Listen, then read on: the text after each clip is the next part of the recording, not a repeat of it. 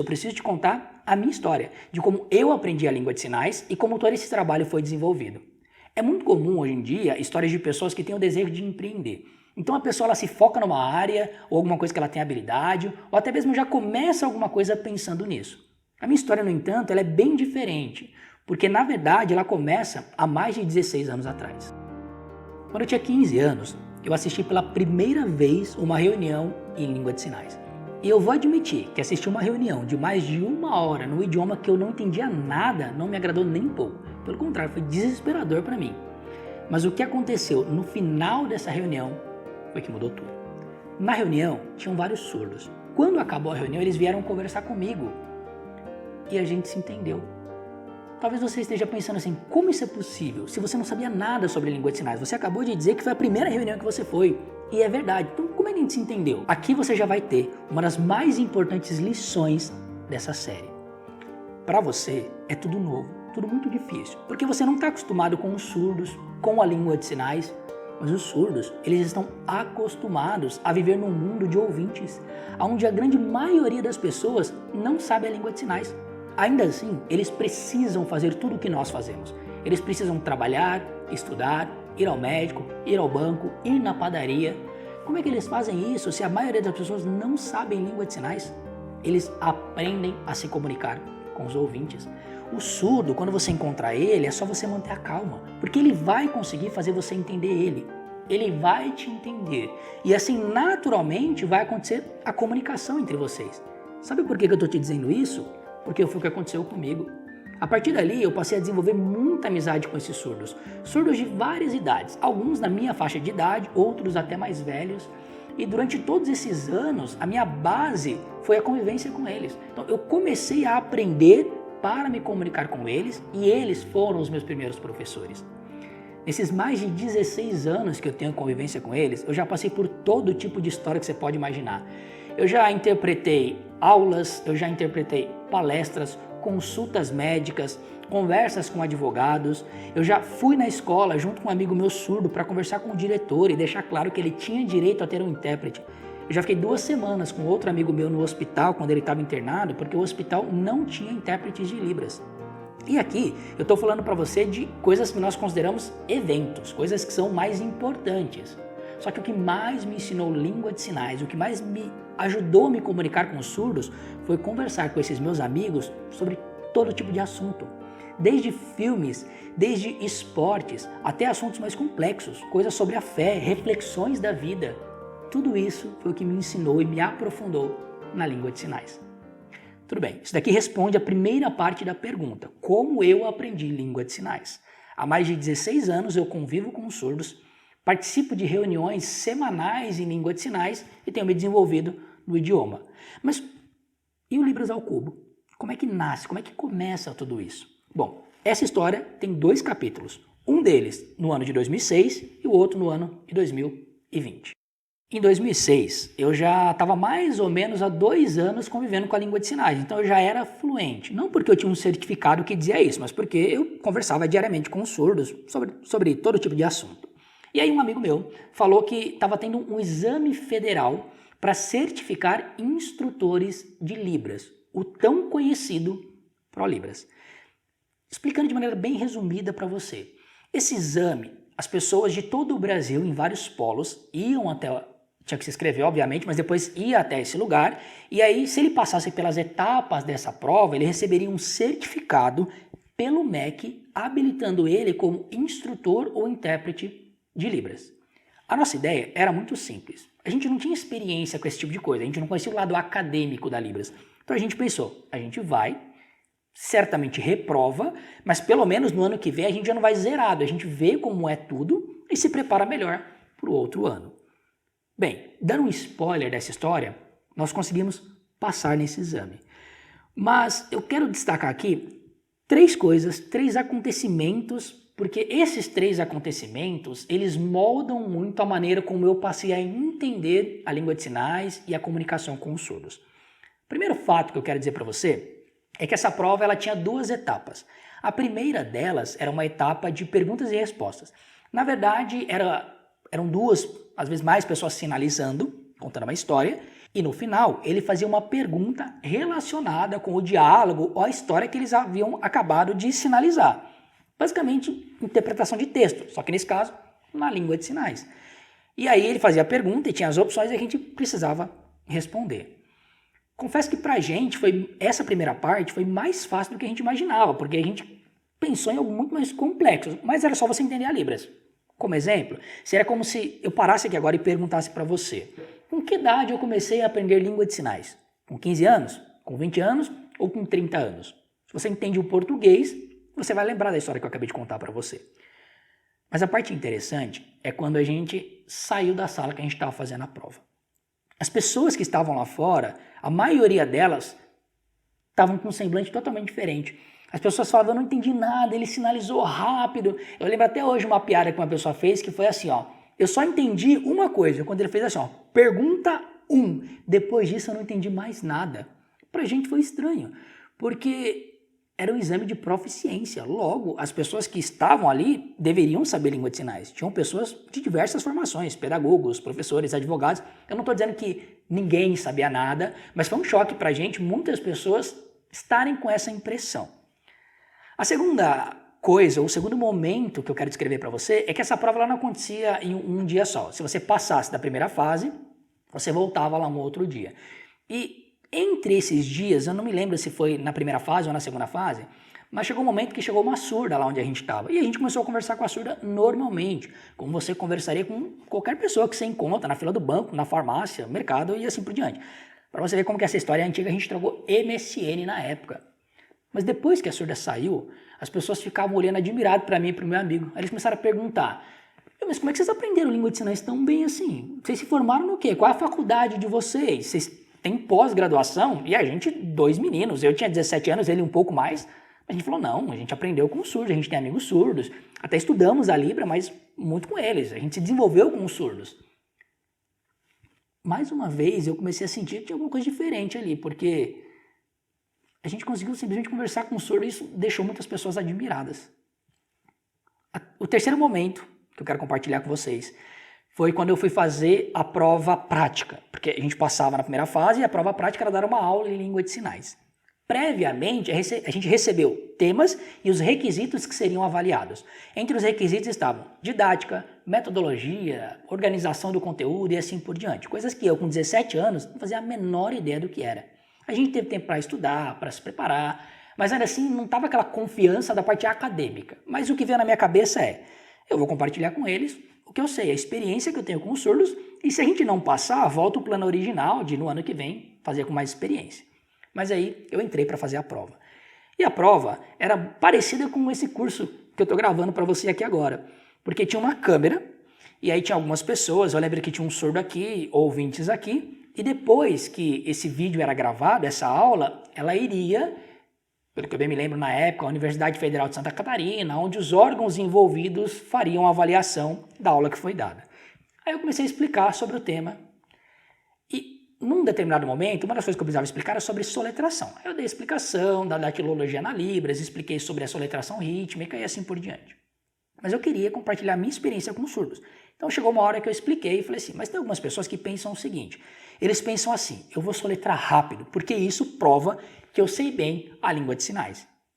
Eu falei assim: mas isso está errado. Quando eu fiz que estava errado, houve um estranhamento na sala. Eu falei: por quê? Porque a Libras, o objetivo dela é a comunicação com o surdo.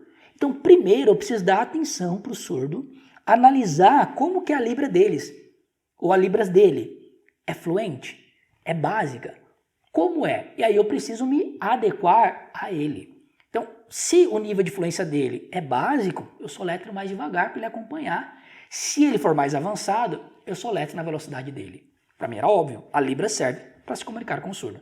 Mas quando eu expliquei isso, eu vi de canto de olho aqui, ó, o surdo que estava lá fazendo assim, ó.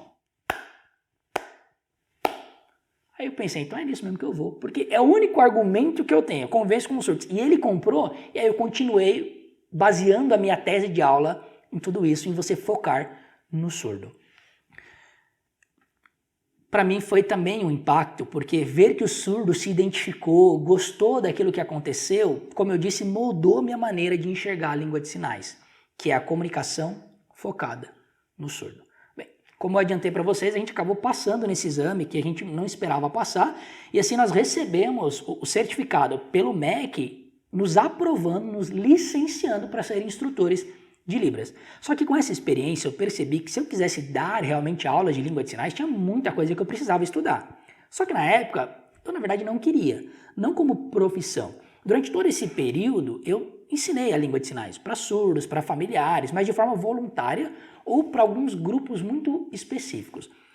Só que a paixão que eu tinha nessa época, profissional, e que seria assim por muito tempo, era a comunicação e a oratória. Só que o casamento dessas duas habilidades mudaria tudo, mudaria a minha vida e a de muitas pessoas no ano de 2020. Mas antes de chegar nisso, então o que aconteceu?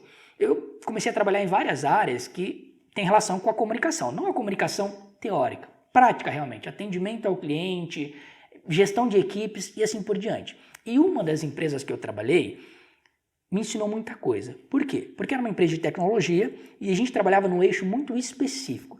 Nós conectávamos, olha só, visualiza a cena, companhias de seguro, grandes bancos, para exemplificar para você, as maiores indústrias do Brasil, transportadores de carga, sistemas de emissão de documento fiscal, nota fiscal, conhecimento de transporte eletrônico e assim por diante, e empresas de tecnologia no geral. Por que eu desenhei com você esse cenário? Porque são áreas totalmente diferentes. É como se eles realmente falassem línguas diferentes. A companhia de seguro e o cara que dirige o caminhão têm realidades muito diferentes. E nessa empresa eu comecei como help desk e depois, ao longo dos anos, eu me tornei supervisor comercial, gerente da área técnica e, por fim, relações públicas. E aí você está pensando assim, tá, mas o que isso tem a ver com a língua de sinais? Calma, que as coisas vão se relacionar. O que acontecia? Como essas pessoas elas tinham mentalidades e realidades muito diferentes, eu precisei desenvolver técnicas, estratégias de comunicação e de ensino para que eles pudessem entender como que esses pontos se conectavam. Então era muito comum que eu precisasse explicar para a companhia de seguros sobre a parte tecnológica ou sobre a emissão de documentos fiscais. Logo depois, eu precisava explicar para o transportador de carga sobre seguros ou também sobre a tecnologia. Vez por outra, eu precisava explicar para o pessoal de tecnologia sobre transporte ou sobre seguros. Então, a todo momento, havia essa troca e estratégias precisaram ser desenvolvidas para isso. Mas chegou um dia que um amigo meu me fez uma pergunta, um comentário que me fez refletir. Ele falou assim, eu queria entender como é que você consegue ensinar desse jeito. Porque quando você explica, a gente consegue enxergar aquilo que você está falando. Foi aí que depois de 10 anos deu um clique na minha mente. Era por causa da língua de sinais. Olha o que ele falou. A gente consegue enxergar o que você está falando. E a língua de sinais é um idioma visual. Quando você está se comunicando com o surdo, você está literalmente criando imagens para que ele consiga entender você. E durante todos esses anos, na época que eu disse, né, mais de 10 anos, porque essa história aconteceu há um tempo atrás, a língua de sinais, ela moldou a minha comunicação. Ela simplificou tudo isso. Mas haveria de chegar um momento em que a história ia mudar de cenário. A comunicação, as estratégias de ensino passariam a impactar a maneira que eu entendia e ensinava a língua de sinais. E isso aconteceu com essa mesma pessoa, esse mesmo amigo, já fazia muito tempo que ele me pedia para ensinar a língua de sinais para ele. E a gente ficava sempre adiando. Mas no ano de 2020, o mundo mudou totalmente. Eu saí da empresa que eu estava trabalhando e na época eu estava atuando como prestador de serviço, criando conteúdo para eles. Só que logo depois começou a pandemia. Estava todo mundo em casa. A gente estava preso. E aí, uma coisa casou com a outra. Esse meu amigo sempre me pedia para aprender língua de sinais. E nós acordamos o seguinte. Tudo bem, então vamos montar um grupo de pessoas que tenham interesse em aprender a língua de sinais e vamos ensinar essas pessoas. Muito bem, pessoal. Sejam todos muito bem-vindos à nossa primeira aula do curso de Libras. Como eu mencionei para vocês, essa turma ela foi criada para atender alguns pedidos. Né? Em especial, o nosso amigo Caio Félix, que já faz aí Que 2 anos, Caio? Mais, acho que uns 3 ou 4, talvez. Solicita para um curso de sinais. E aí a pandemia nos trouxe o cenário para isso, né? Eu fiz então uma curadoria, eu reuni todo o meu conhecimento sobre a língua de sinais, mais as estratégias de ensino que eu havia aprendido e desenvolvido, e realmente, gente, era um teste, era um piloto. Tanto é que eu falei para eles assim, olha, vamos fazer um teste de 6 meses para ver o nível que vocês conseguem chegar. Eu sei que com 6 meses vocês vão aprender pelo menos o básico, mas vamos fazer um teste. Foi assim que tudo começou.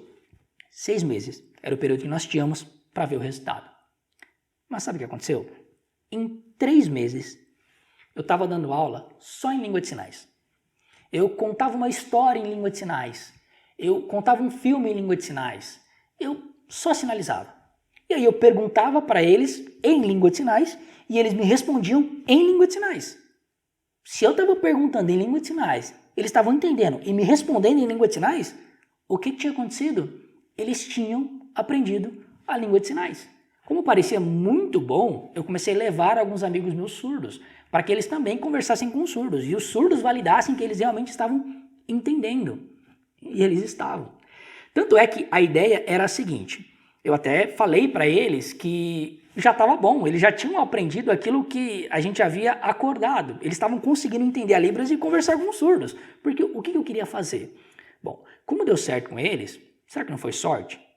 Será que realmente não eram pessoas extraordinárias, muito empenhadas, fora do comum? Isso sim, porque o empenho faz grande diferença, mas será que a gente conseguiria replicar isso? Então eu queria terminar essa turma para começar outra. Mas eles não quiseram terminar, eles quiseram continuar estudando mesmo assim. Mas logo depois disso, a gente começou uma segunda turma. O mesmo resultado. Dentro de 3 meses, eles aprenderam a língua de sinais. Uma terceira turma, uma quarta turma, e assim por diante. Quando você consegue reproduzir um resultado várias e várias vezes em diferentes cenários, você realmente tem uma metodologia. E isso você também não precisa acreditar só no que eu estou te contando. Porque quando nós terminamos uma turma, nós fazemos geralmente um evento de formatura. E os alunos eles fazem apresentações em língua de sinais. E eu selecionei algumas para você poder ver o resultado que esses alunos atingiram. Eu não vou passar toda a apresentação que eles fizeram, porque algumas são até mais longas. Mas mesmo essas formaturas que você vai ver alguns trechos, na página que eu disse para você, você pode encontrar toda a apresentação desses alunos sinalizando e mostrando o nível que eles conseguiram atingir. Hoje eu tenho vários amigos que são surdos também. Estamos juntos sempre. O curso hoje acaba. E eu triste, mas feliz, muito mais. Porque consegui aprender Libras. Muito obrigada, Jorge. Mas o Jorge me ensinou só sinais? Não. Eu aprendi a troca de sentimento com o surdo. Também a cultura, o costume. E me comuniquei muito melhor. Hoje, quando eu encontro um surdo, eu ainda fico um pouco nervosa. Mas eu tomo coragem e me comunico com ele. Agora eu quero agradecer a 2 pessoas. Primeiro ao Jorge, que ensinou com paciência, é um excelente professor. E também a um amigo surdo, Clodoaldo. Muito obrigado por conversar comigo, me ajudar, me ensinar. Também ao grupo de alunos. Juntos nós conseguimos nos esforçar e hoje estamos aí. Muito obrigado a todos vocês. Tchau. Me ajudou a evoluir. Obrigada, professor Jorge. Obrigada aos colegas. E obrigada aos surdos. Ah, Dani, você que me deu sinal. Você é muito importante para mim. Eu quero agradecer você, professor Jorge. Você me animou a aprender Libras de uma forma boa e correta. É me comunicar de uma forma maravilhosa e boa com o surdo. Também quero agradecer aos alunos da turma 3, a cada um de vocês. Vocês me ensinaram de várias formas. Obrigada, professor Jorge. No passado, eu tinha um sonho. No futuro, eu queria saber Libras. Hoje eu realizei esse sonho de criança. Muito obrigada. Muito obrigada à minha família que me animou a não desistir. O curso acabou, mas eu não vou desistir da Libras. Eu vou continuar aprendendo. Porque eu quero ajudar o surdo. Muito obrigada, professor Jorge, por me ensinar e me ajudar com paciência. Muito obrigada, Jorge. Eu aprendi que os sinais é profundo e toca o coração. Muito obrigada, Daniela, também pelo incentivo. Também a família, os amigos e os alunos da turma 4. Cada um que me deu apoio. Obrigada também ao professor Jorge por me ajudar, me ensinar com paciência e acreditar nos seus alunos. Obrigada à minha família, aos meus amigos também, amigos do curso e à comunidade surda.